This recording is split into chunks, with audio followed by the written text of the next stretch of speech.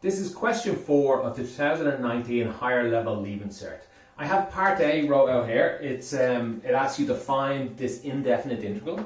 So when we have an integral without numbers here, it's indefinite. That means we're going to have a constant at the end of it. So just to remind you how to do polynomials, you can split them up into each part. And if each part looks like this, which they all do, equals ax to the power of m. So that's 4 is a, 3 is n, minus 6x to the power of 1, minus 6x to the power of 1. Even the 10 here has an x after it. A is 10, and after the 10 is x to the power of 0. We just don't bother to write it there. So if you integrate these, fx by dx is equal to a gets left alone. We raise the power by 1, and then we divide by the new power. So that's how we integrate a standard polynomial. So let me just go ahead and do it. I'll just take 2 lines to do this. We get 4 left alone, x to the power of 3 plus 1, divide by that new power. Minus 6 is left alone, x to the power of 1 plus 1, divided by that new power. And then plus 10 by x to the power of 0, and again plus 1, divided by that new power. 0 plus 1, don't get confused by that. And just one last thing, plus c. Obviously each of these could have a c after it. Plus c, plus c, plus c. But 3 constants added together just make a constant. So really I'll just get away with writing 1 at the end of it. Let's clean this up. Is equal 4 divided by 4 is 1. X to the power of 4. Minus 6 divided by 2 is 3. X to the power of 2. Plus 10 divided by 1 is 10. So that's 0 plus 1. Don't forget that. I've seen some students say, oh, but I can't do this. It's divided by 0. When things become simple, sometimes students get confused. That's just 10, and it's x to the power of 0 plus 1, again, is 1. Oh, I don't need to write 1 there. Just 10 to the power of x. Plus c. And that's it. That's your final answer. If you do forget this c, you are going to lose marks on it. So do not forget it. When there's no numbers here, we're going to get a number here. Unless there's some other information, which we'll actually see in part 2. They will give some further information to get the c at the end of it. So part B is as shown here. They tell us given, I should write in given fx equals this, f prime x I mean. Given the derivative is equal to this, show that fx is equal to this. Apologies, I should be really at the front, but I'm sure you can manage with that slight difference.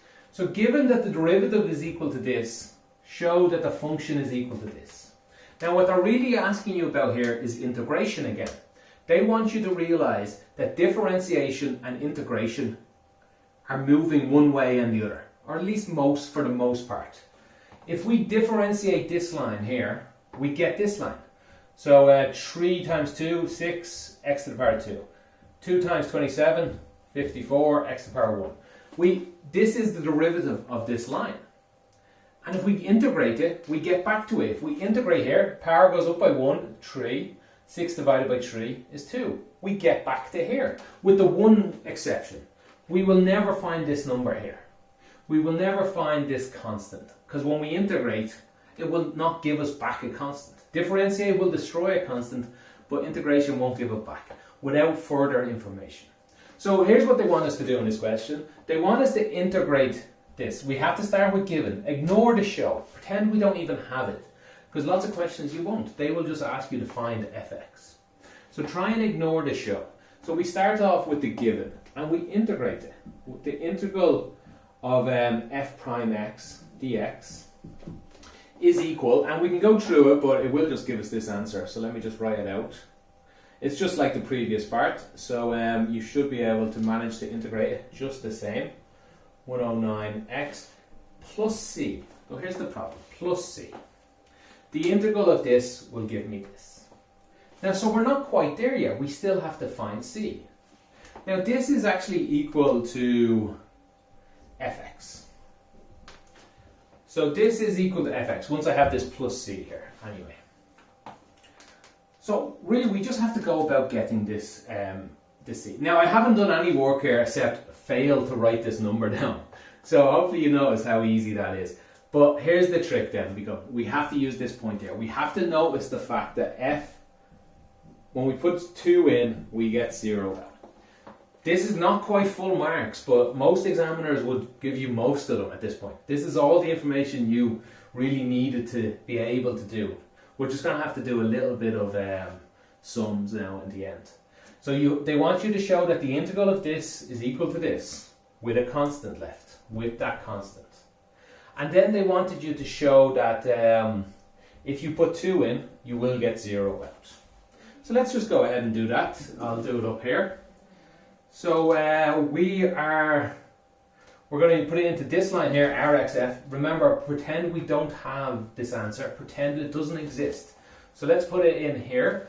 We get f2 is equal to 2 to the power of 3.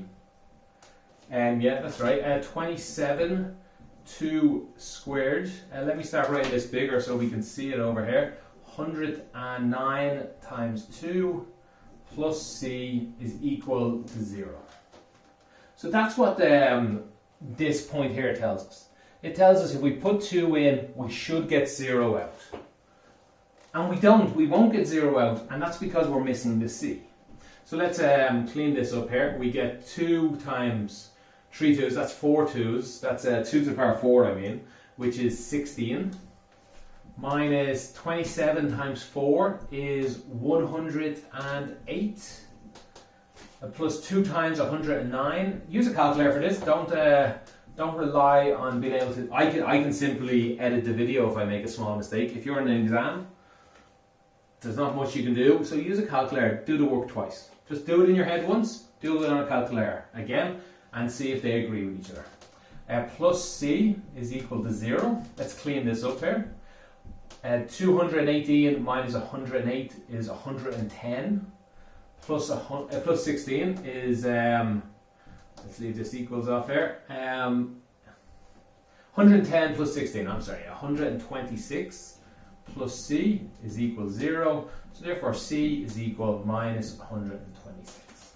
That's full marks. Probably, the examiner will probably give you full marks there. But one last thing I would like to see, I've said it before, in every question that they ask you to prove something, every question they ask you to verify and show something, show here, say therefore fx is equal to 2x cubed minus 27x squared plus 109x minus 126.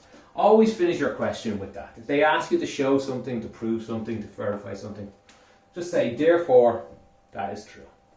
The examiners, in some questions, they do demand that. I think proof questions, they demand it. Verify and show, they don't demand it, but it's nice to put it in just in case. Okay, check out the next video. We'll obviously do question 5 next. I'll see you then.